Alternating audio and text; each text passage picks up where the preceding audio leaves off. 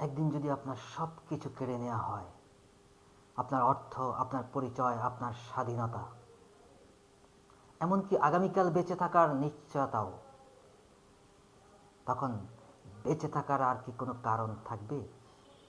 পৃথিবীর ইতিহাসে একজন মানুষ এই প্রশ্নের উত্তর নিজের জীবন দিয়ে খুঁজে পেয়েছিলেন। তার নাম ভিক্টর ফ্র্যাঙ্কল। সফল হওয়ার উপায় শেখায় এমন বই অনেক আছে, কিন্তু সব কিছু হারিয়েও কীভাবে বেঁচে থাকতে হয় সেটা শেখায় খুব কম বই। আজকের বই ম্যানস সার্চ ফর মিনিং।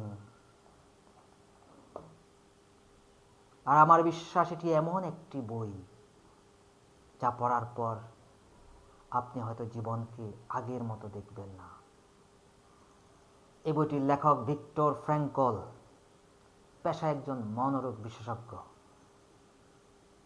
তিনি মানুষের মন নিয়ে গবেষণা করতেন, কিন্তু একদিন জীবন তাকে সবচেয়ে কঠিন পরীক্ষার সামনে দাঁড় করিয়ে দিল। দ্বিতীয় বিশ্বযুদ্ধ, নাৎসি কনসেন্ট্রেশন ক্যাম্প। এক মুহূর্তে তিনি হারালেন তার স্বাধীনতা, তারপর তার পরিবার, তার পরিচয়, প্রায় সব কিছু। প্রতিটি সকাল শুরু হতো একটি অনিশ্চয়তা নিয়ে।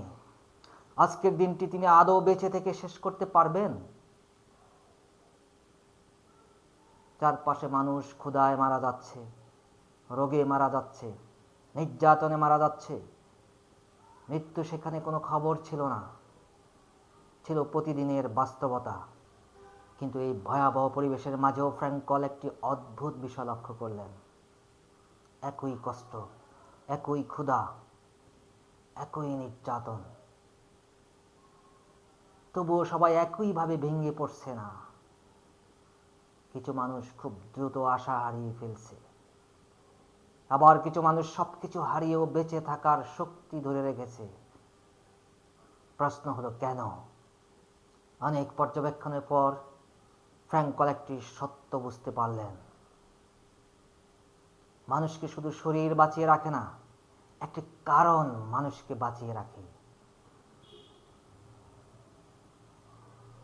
যাদের সামনে এখনো একটি উদ্দেশ্য ছিল, কোনো প্রিয় মানুষের কাছে ফিরে যাওয়ার স্বপ্ন, কোনো অসমাপ্ত কাজ, অথবা একটি অর্থপূর্ণ ভবিষ্যতের বিশ্বাস, তারা একই কষ্টের মধ্যেও বেঁচে থাকার শক্তি খুঁজে পাচ্ছিল।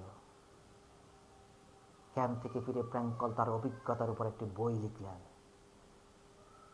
সে বইয়ের একটি লাইন পৃথিবীর অন্যতম শক্তিশালী জীবন দর্শনে পরিণত হয়। He who has a why to live can bear almost any how.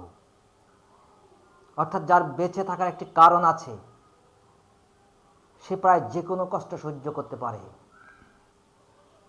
কিন্তু এই কথাটি শুধু যুদ্ধবন্দীদের জন্য নয়, এটি আপনার জন্য, আমার জন্য।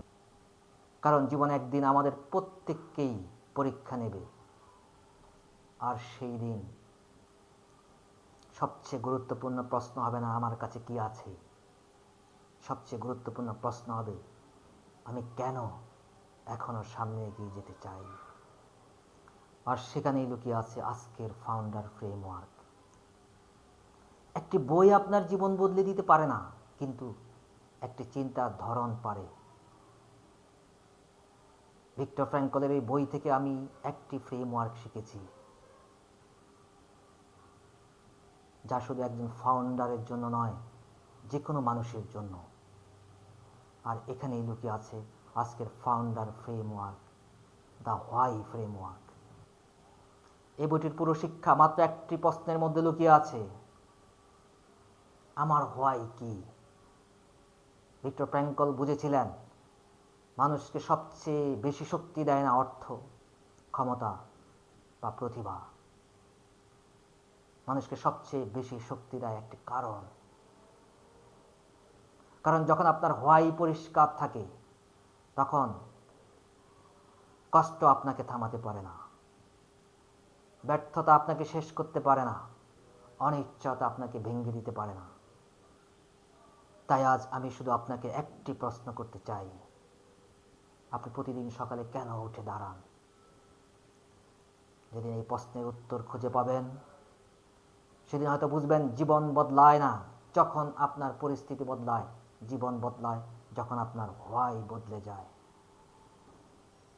আজ আমি আপনাকে একটি কাজ দিতে চাই। আজ রাতেই আপনার ফোনের নোটস খুলুন, তারপর লিখুন আপনার জীবনের হোয়াই কি। একটি উত্তর লিখুন যা অর্থের চেয়েও বড়, সফলতার চেয়েও বড়। কারণ যেদিন কঠিন সময় আসবে, এই উত্তরটাই আপনার সবচেয়ে বড় শক্তি হয়ে উঠবে। হয়তো আজ আপনার জীবন সহজ নয়,